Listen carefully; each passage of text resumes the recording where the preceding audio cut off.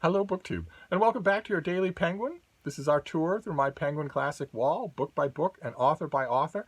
And the author by author part has been taking a bit of a hit lately. As I look a little warily at that wall and all that's left of it, a lot of those books are double stacked, and we don't have much time left in the year. We're in October now, and it's just about 2 months until I sign off from BookTube. So I don't think there's any chance, just practically speaking, I don't think there's any chance that we're going to get to the end of this wall in 2020. But one thing that helps is if we do go author by author. If I hit a bank of an author where I'm knocking off a few books instead of one book a day. And today is an example of that. It's a little bit of a problematic example. It's not my favorite author in the world, but I do, and it's not all that Penguin makes by this author. It's Saul Bellow, who's a card-carrying member in residence of the mid-20th century group of writers that I can't stand, who require as a ticket of admission to their inner circle of charmed readers that you share their unbelievably high estimation of how fascinating they themselves are. And if you don't, you're just plain out of luck. With Saul Bellow or Norman Mailer or Kurt Vonnegut or John Updike or Philip Roth. You're just plain out of luck with them if you're not willing to sign on. I would even include, it pains me, but I would even include Mordecai Rickler in that. And you'll notice a gender issue going on there. I won't stress it too much.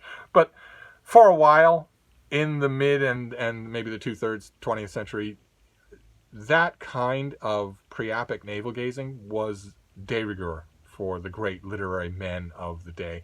And they started to have successors.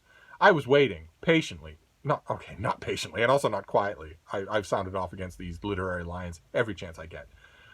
Because of the frauds they are, because of how awful they are. I wouldn't so much care about the navel-gazing and the moodiness and the self-absorption if it was matched with genius, as it is, for instance, in Nathaniel Hawthorne, Herman Melville, Walt Whitman, for God's sake. But it isn't.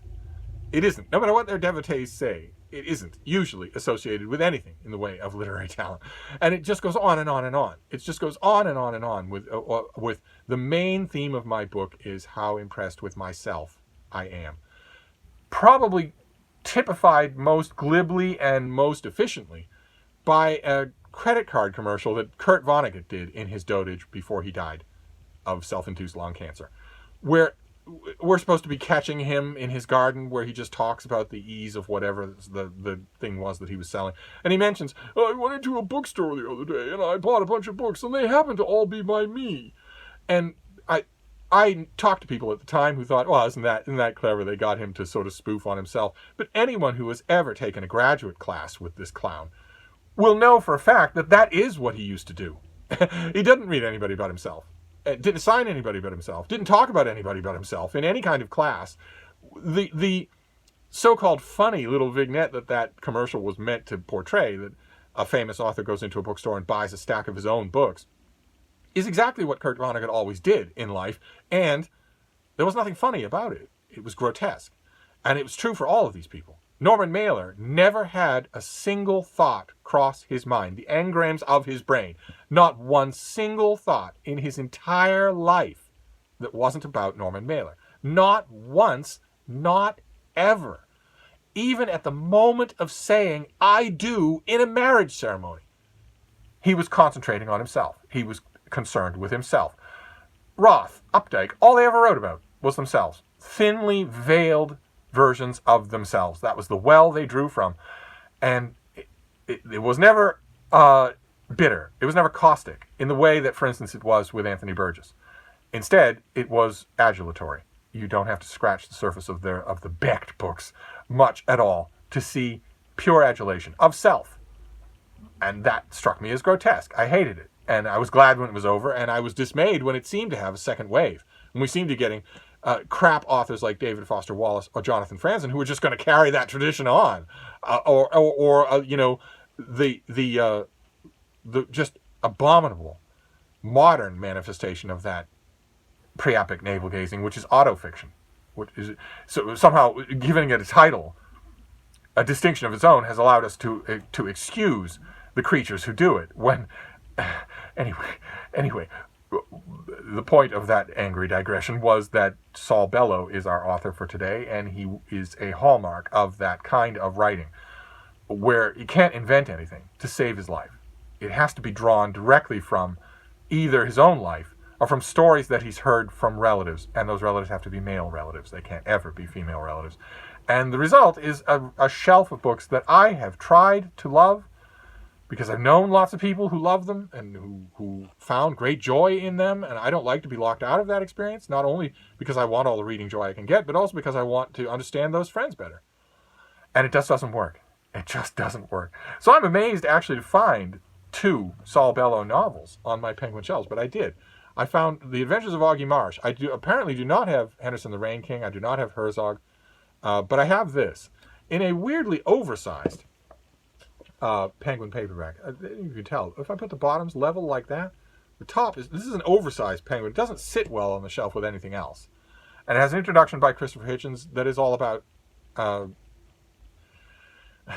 it's all about what I describe. It's that the more you know about Saul Bellow's personal life, and of course the more you approve of it, the more you will get out of his fiction. Well, screw that. I don't. If that is the password Walt sent me, well then I don't want to know the book. I don't want to like a book on that grounds, that I have to become some sort of ritualistic masculine drinks in Chicago in the middle of the day acolyte of the author in order to get the novel. I don't. If that's the price of admission, then I'm happy not being admitted.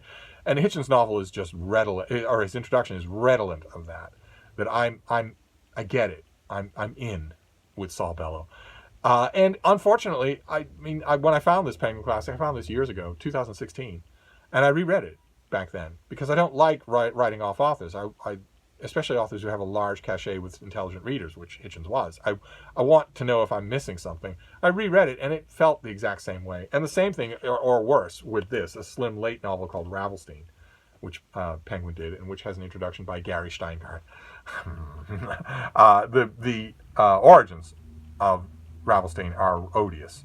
The personal story behind it is odious, and that was mentioned. I was actually briefly encouraged. That was mentioned in some of the reviews this book got when it first came out, back in 2000, in the year 2000.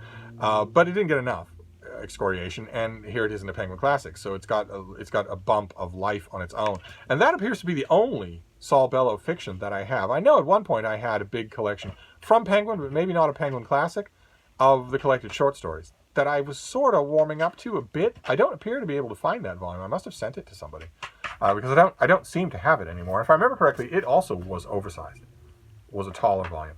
But that's not the only Saul Bellow that I have. I also have 2 volumes of nonfiction. And predictably enough, I like it a lot better, although even the nonfiction is just relentlessly self-absorbed. One is It All Adds Up, From the Dim Past to the Uncertain Future. This one has an introduction by Christopher Lehman Hopp, and it is collected nonfiction with a fantastic cover, just fantastic cover. I believe I know exactly where that is. The cover photograph's by Kevin Horan. It doesn't say where it is, but I think I know that bookstore. I don't think it's with us anymore. And this is just a collection of nonfiction. And the same thing is true with this other one, which is also oversized, which is called There Is Simply Too Much to Think About.